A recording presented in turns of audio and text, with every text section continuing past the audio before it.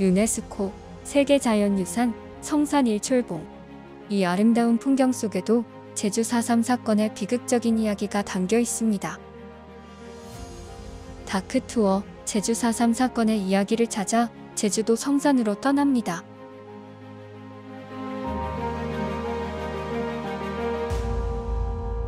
여기서 한 200여 명 이상이 돌아가셨고 1948년 이제 겨울부터 49년 초까지 한 3개월 동안 거의 매일 총살이 있었다 그래요. 실제 여기서 총살을 당했다가 살아남은 분이 계세요. 당시 17개월 본인이 이제 엄마 품에 안겼거나 업혀서 여기 끌려온 거예요. 원래는 아버지가 이제 경찰이었다고 해요. 근데 이제 사상 사태가 나니까 여러 가지로 세상이 혼란스러워서 이제 그 경찰직을 그만두고 숨으신 것 같아요. 그러다가 아마 잡혀서 돌아가신 것 같은데, 그러니까 어머니 고향이 여기 성산이었대요. 그래서 이제 친정집에 와서 아이를 돌보고 있었는데 이제 불려 나와서 보니까 도피자 가족이잖아요. 남편이 없잖아요. 그러니까 결국 조사 끝에 여기로 끌려온 거죠. 죽이려고. 그래서 어머니 품에 안겨서 여기 왔다가 이제 집단 총살을 당한 현장에서 본인도 3발을 맞고 그 아이도, 어머니도 이제 총을 맞고 어머니 현장에서 즉사를 했고 아이는 3발을 맞았는데 죽지 않은 거예요. 그래서 시체 더미 안에서 아기 울음소리가 들린 거예요. 그래서 그걸 지나가던 사람이 발견을 해서 그래서 수소문을 해서 외할머니한테 이제 애가 간 거죠. 이곳에서 이제 돌아가신 분들이 또 마을별로 이렇게 이름이 쭉 돼 있고요. 이쪽을 딱 바라보면 정말 아름다운 성산일출봉이, 지금 여기에도 명단이 올라가져 있는데 이제 시신은 확인이 안 되시는 분들이 있어요. 그래서 여기서 돌아가신 걸로 추측은 되는데 당시 그걸 증명할 길이 없는 분들은 이름을 올리고 싶어도 올릴 수 없는 그런 서름이 좀 있죠. 당시 그 서북청년회가 총알이 아까우니까 너넨 그냥 총알도 안 쓰고 죽이겠다 해서 그냥 죽창으로 찔러 죽이는 방식으로도 차라리, 그래서 그 당시에 어르신들 그 4.3 얘기하시면서 꼭 얘기하시는 게 차라리 총 쏴 죽는 게 복이 있는 거다. 이처럼 슬프고 잔인한 이야기들이 아름다운 풍경에 가려져 있었습니다. 성산일출봉을 바라보면서 한 번쯤 방문해보는 건 어떨까요?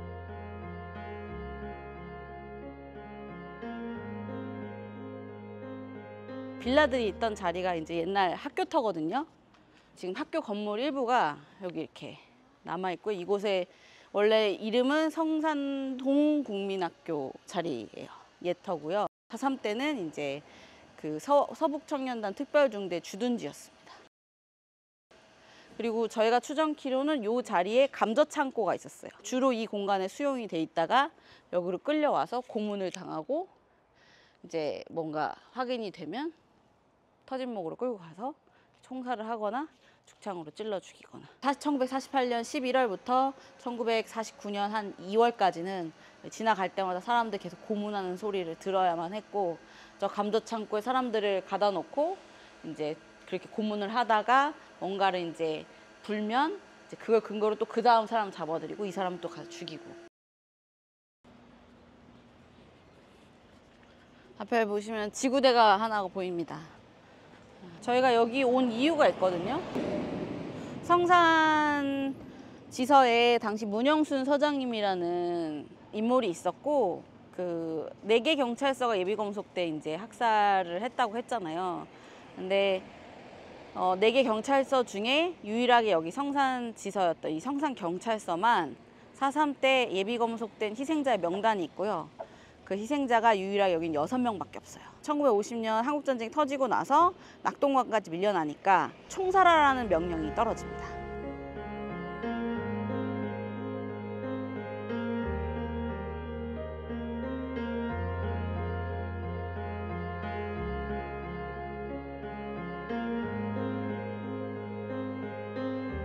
여기서 이제 서장 역할을 하셨는데 본인이 봤을 때 당시에 100여 명 넘게 200명 가까이를 총살하는 그 명령이 맞지 않다라고 보신 거예요. 그래서 그 총살하는 그 명령서에다가 부당함으로 불이행이라고 표시하고 6명 그래도 책임이 있는 6명만 남겨놓고 나머지 다 풀어줍니다.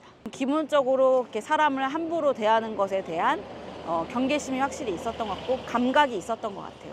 근데 우리가 이런 인식이 떨어지면 난 그냥 명령에 따랐을 뿐이야 라고 해버리고 끝나버리잖아요. 근데 딱 그 기록의 부당함으로 불이행을이라고 쓰고 대부분의 사람들을 풀어준 일은 굉장히 중요한 역사라고 볼 수 있습니다. 양심 있는 한 사람의 용기 있는 결정으로 수백 명이 목숨을 구할 수 있었습니다.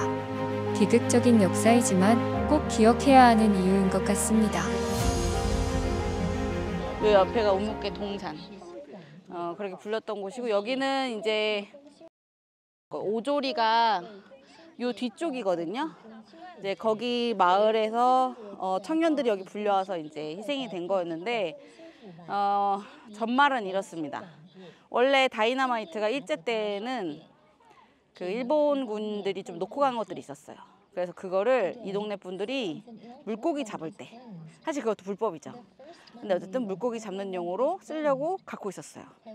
그러다가 이제 4.3이 발발이 됐고 이 마을은 이제 구현대 군 부대에 의해서 이제 통치가 되고 있었는데 그때는 이제 마을 사람들이 이제 군 부대 사람들이 이제 와갖고 각 집마다 들려서 다이너마이트를 발견을 했어요. 근데 그때는 잘 얘기를 해서 이게 이제 우리가 무장대가 들어오면 무장대 방어용으로 쓰는 목적으로 그런 목적으로 이제 보관을 그런 어느 집에다 해놓는다 이렇게 협의가 된 거예요. 그래서 보관을 하고 있었는데 갑자기 구연대에서 2연대가 교체가 됩니다. 그러고 나서 이제 여기 그 2연대가 실제 진짜 군인들이 들어온 게 아니고 서북청년단이 갑자기 완장을 차고 들어온 거잖아요. 서청이 마을을 한 바퀴 다 뒤져서 또 다이너마이트를 찾은 거예요. 그래갖고 그걸 빌미로 해서 그 다이너마이트의 존재를 알고 있었거나 관리를 담당했거나 이런 청년들을 위주로 이제 요 동산 근처에 모이게 합니다. 이제 그렇게 하고 그냥 조용히 여기서 그 사람들만 죽인 건 아니고요. 마을 사람들 다 불러 모아요. 그래서 구경을 시킵니다. 총살하는 거. 그래서 20여 명을 여기다 세워놓고 죽이는 장면을 마을 주민들이 다 보게. 그래서 여기가 오조리 다이너마이트 사건으로 인해서 희생된 분들이 학살된 장소가 요 부근이다. 그 70년 전에 제주도에 있었던 계엄은 3만 명이 죽어야만 했던 그런 죽음의 역사였지만 이번 이제 시간이 한참 흘러서 70년이 흐른 이후의 비상계엄은 아무도 죽지 않고 아무도 다치지 않았어요. 그래서 이렇게 변화한 것은 우리가 과거의 역사를 잊지 않고 계속 기억했고 또 계속 그거를 경험하지 않은 세대한테도 역사 유적지를 온다든지 그걸 교과서로 배운다든지 이런 식으로라도 간접적으로 알게끔 하는 그 노력들의 결과가 아닐까. 푸른 바다와 함께하는 제주 여행도 좋지만 한 번쯤 비극의 역사 현장을 둘러보는 건 어떨까요?